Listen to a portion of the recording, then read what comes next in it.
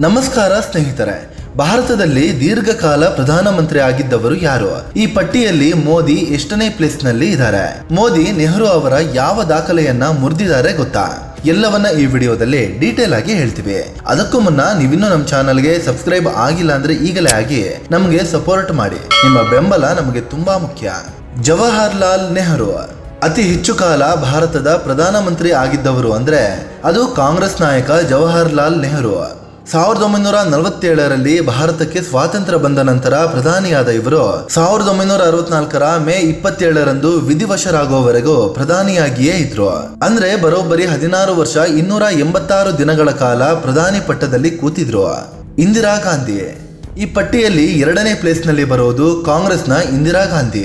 ಮೊದಲಿಗೆ 1966ರ ಜನವರಿ 24ರಿಂದ 1977ರ ಮಾರ್ಚ್ 24ರವರೆಗೆ ಪ್ರಧಾನಿ ಆಗಿದ್ರು. ನಂತರ ಮತ್ತೆ 1980ರ ಜನವರಿ 14ರಿಂದ 1984ರ ಅಕ್ಟೋಬರ್ 31ರವರೆಗೆ ಪಟ್ಟದಲ್ಲಿ ಇದ್ರು. ಅಂದ್ರೆ ಒಟ್ಟು 15 ವರ್ಷ 350 ದಿನಗಳ ಕಾಲ ಈ ಹುದ್ದೆಯಲ್ಲಿ ಇದ್ರು. ನರೇಂದ್ರ ಮೋದಿ ಸ್ನೇಹಿತರೆ, ದೇಶದಲ್ಲಿ ಪ್ರಸ್ತುತ ಪ್ರಧಾನಿಯಾಗಿರುವ ನರೇಂದ್ರ ಮೋದಿ ಈ ಪಟ್ಟಿಯಲ್ಲಿ 3ನೇ ಪ್ಲೇಸ್ ನಲ್ಲಿ ಬರ್ತಾರೆ. ಇವರು 2014ರ ಮೇ 26ರಿಂದ ಭಾರತದ ಪ್ರಧಾನಿ ಆಗಿದ್ದಾರೆ. 3 ಸಲ ನಿರಂತರವಾಗಿ ಈ ಪಟ್ಟಕ್ಕೆ ಏರಿದವರು ನರೇಂದ್ರ ಮೋದಿ. ಸದ್ಯ ಜೂನ್ 10 ಅಂದ್ರೆ ಇವತ್ತಿಗೆ ಇವರು ಅಧಿಕಾರದಲ್ಲಿ 12 ವರ್ಷ 16 ದಿನಗಳನ್ನ ಪೂರೈಸಿದ್ದಾರೆ. ಮನಮೋಹನ್ ಸಿಂಗ್ ಈ ಪಟ್ಟಿಯಲ್ಲಿ ಹೆಚ್ಚು ವಿದ್ಯಾವಂತ ಪ್ರಧಾನಿಯಾಗಿದ್ದ ಮನಮೋಹನ್ ಸಿಂಗ್ 4ನೇ ಪ್ಲೇಸ್ ನಲ್ಲಿ ಬರ್ತಾರೆ. ಕಾಂಗ್ರೆಸ್ ನಾಯಕರಾದ ಇವರು 2 ಅವಧಿಗೆ ಪ್ರಧಾನಿಯಾಗಿ ಆಯ್ಕೆ ಆಗಿದ್ರು. ಅಂದ್ರೆ 10 ವರ್ಷ 4 ದಿನ ಪ್ರಧಾನಿ ಹುದ್ದೆಯಲ್ಲಿ ಇದ್ರು. ಅಟಲ್ ಬಿಹಾರಿ ವಾಜಪೇಯಿ ಮೊದಲ ಬಾರಿಗೆ ಬಿಜೆಪಿಯಿಂದ ಪ್ರಧಾನಿಯಾದ ನಾಯಕ. ಮೊದಲಿಗೆ ಇವರು 1996ರ ಮೇ 16ರಿಂದ 1996ರ ಜೂನ್ 1ರವರೆಗೆ ದೇಶದ ಪ್ರಧಾನಿಯಾಗಿದ್ರು. ನಂತರ 1998ರ ಮಾರ್ಚ್ 19ರಿಂದ 2004ರ ಮೇ 22ರವರೆಗೆ ಪ್ರಧಾನಿಯಾಗಿ ದೇಶ ಆಳಿದ್ರು. ಇವರು 6 ವರ್ಷ 80 ದಿನ ಈ ಹುದ್ದೆಯಲ್ಲಿ ಇದ್ರು.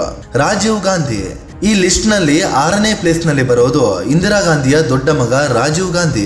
ಇವರು ಇಂದಿರಾ ಗಾಂಧಿ ಹತ್ಯೆಯ ಬಳಿಕ ಅರ್ಜೆಂಟ್ ಆಗಿ ಪ್ರಧಾನಿಯಾಗಿ ಪ್ರಮಾಣ ವಚನ ಸ್ವೀಕರಿಸಿದ್ರು. 1984ರ ಅಕ್ಟೋಬರ್ 31ರಿಂದ 1989ರ ಡಿಸೆಂಬರ್ 2ರವರೆಗೆ ಇವರು ಪಟ್ಟದಲ್ಲಿ ಇದ್ರು. ಅಂದ್ರೆ ಒಟ್ಟು 5 ವರ್ಷ 32 ದಿನಗಳ ಕಾಲ ಪ್ರಧಾನಿಯಾಗಿದ್ರು. PV ನರಸಿಂಹರಾವ್ ಕಾಂಗ್ರೆಸ್ ನಾಯಕ PV ನರಸಿಂಹರಾವ್ ದಕ್ಷಿಣ ಭಾರತ ಮೂಲದ ಮೊದಲ ಪ್ರಧಾನಿ. ಆಂಧ್ರ ಮೂಲದ ಇವರು 1991ರ ಜೂನ್ 21ರಿಂದ 1996ರ ಮೇ 16ರವರೆಗೆ ಅಂದ್ರೆ ಒಟ್ಟು 4 ವರ್ಷ 330 ದಿನಗಳ ಕಾಲ ಪ್ರಧಾನಿ ಹುದ್ದೆಯಲ್ಲಿ ಇದ್ರು. ಮೊರಾರ್ಜಿ ದೇಸಾಯಿ ಈ ಪಟ್ಟಿಯಲ್ಲಿ ಮೊರಾರ್ಜಿ ದೇಸಾಯಿ 8ನೇ ಪ್ಲೇಸ್ ನಲ್ಲಿ ಬರ್ತಾರೆ. ಜನತಾ ಪಕ್ಷದಿಂದ 1977ರ ಮಾರ್ಚ್ 24ರಿಂದ 1979ರ ಜುಲೈ 28ರವರೆಗೆ ಪ್ರಧಾನಿಯಾಗಿ ಸೇವೆ ಸಲ್ಲಿಸಿದ್ರು. ಅಂದ್ರೆ 2 ವರ್ಷ 126 ದಿನಗಳ ಕಾಲ ಇವರು ಪ್ರಧಾನಿಯಾಗಿದ್ರು. ಲಾಲ್ ಬಹದ್ದೂರ್ ಶಾಸ್ತ್ರಿ ನೆಹರು ಅವರ ಸಾವಿನ ಬಳಿಕ ಲಾಲ್ ಬಹದ್ದೂರ್ ಶಾಸ್ತ್ರಿ 1964ರ ಜೂನ್ 9ರಂದು ಪ್ರಧಾನಿಯಾಗಿ ಆಯ್ಕೆ ಆದ್ರು. ಇವರು 1966ರ ಜನವರಿ 1ರವರೆಗೂ ಅಂದ್ರೆ 1 ವರ್ಷ 216 ದಿನಗಳ ಕಾಲ ಪ್ರಧಾನಿಯಾಗಿದ್ರು.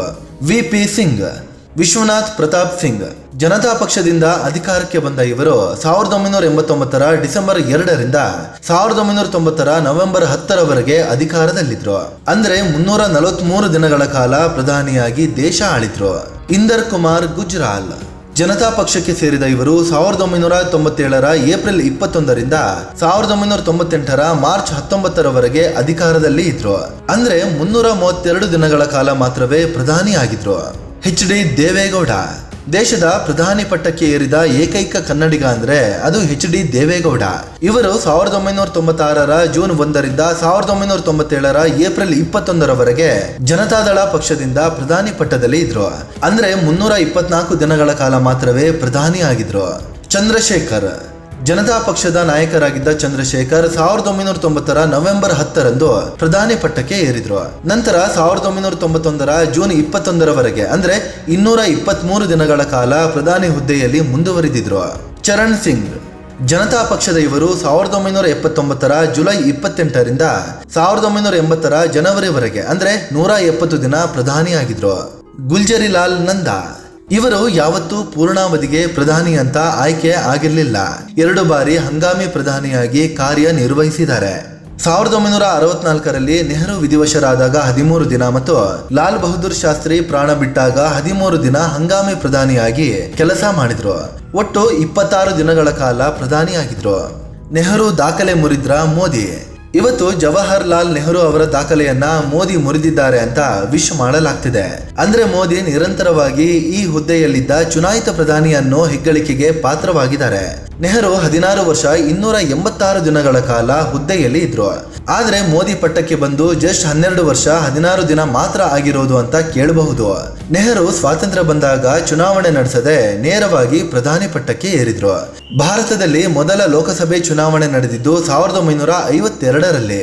ಜನರಿಂದ ಆಯ್ಕೆಯಾಗಿ ನೆಹರು 1952ರ ಮೇ 13ರಂದು ಪ್ರಮಾಣ ವಚನ ಸ್ವೀಕರಿಸಿದ್ರು. ನಂತರ 1964ರಲ್ಲಿ ವಿಧಿವಶರಾಗುವವರೆಗೂ ಪಟ್ಟದಲ್ಲಿ ಇದ್ರು. ಅಂದ್ರೆ ನೆಹರು ಜನರಿಂದ ಚುನಾಯಿತರಾಗಿ ನಿರಂತರವಾಗಿ ಈ ಹುದ್ದೆಯಲ್ಲಿ ಕಳೆದಿದ್ದು 12 ವರ್ಷ 15 ದಿನ ಮಾತ್ರ. ಅದೇ ಇಂದಿರಾ ಗಾಂಧಿ 15 ವರ್ಷ 350 ದಿನಗಳ ಕಾಲ ಈ ಪಟ್ಟದಲ್ಲಿ ಇದ್ರು. ಆದ್ರೆ ಮಧ್ಯದಲ್ಲಿ ಇವರನ್ನ ಜನ ಕೆಳಗೆ ಇಳಿಸಿದ್ರು. ಕಂಟಿನ್ಯೂ ಆಗಿ ಈ ಪಟ್ಟದಲ್ಲಿ ಇರಲಿಲ್ಲ. ಆದ್ರೆ ಮೋದಿ ಚುನಾಯಿತರಾಗಿ ಕಂಟಿನ್ಯೂ ಆಗಿ ಪ್ರಧಾನಿ ಪಟ್ಟದಲ್ಲಿ ಮುಂದುವರೆದಿದ್ದಾರೆ. ಈ ವಿಚಾರದಲ್ಲಿ ನೆಹರು ಮತ್ತು ಇಂದಿರಾ ಗಾಂಧಿಯವರ ದಾಖಲೆಯನ್ನ ಮೋದಿ ಮುರಿದಿದ್ದಾರೆ. ಸ್ನೇಹಿತರೆ, ಇದು ಹೆಚ್ಚು ವರ್ಷಗಳ ಕಾಲ ದೇಶ ಆಳಿದವರು ಯಾರು, ಯಾರ್ಯಾರು ಎಷ್ಟೆಷ್ಟು ದಿನ ದೇಶ ಆಳಿದ್ದಾರೆ ಅನ್ನೋದನ್ನ ತಿಳಿಸಿಕೊಡುವ ಪ್ರಯತ್ನ. ಇವರಲ್ಲಿ ಯಾರ ಆಡಳಿತ ಬೆಸ್ಟ್ ಅಂತ ಕಾಮೆಂಟ್ ಮಾಡಿ ತಿಳಿಸಿ. ಅದೇ ರೀತಿ ನೀವಿನ್ನೂ ನಮ್ಮ ಚಾನಲ್ಗೆ ಸಬ್ಸ್ಕ್ರೈಬ್ ಆಗಿಲ್ಲ ಅಂದ್ರೆ ಈಗಲೇ ಆಗಿ ನಮಗೆ ಸಪೋರ್ಟ್ ಮಾಡಿ. ನಿಮ್ಮ ಬೆಂಬಲ ನಮಗೆ ತುಂಬಾ ಮುಖ್ಯ. ಧನ್ಯವಾದ.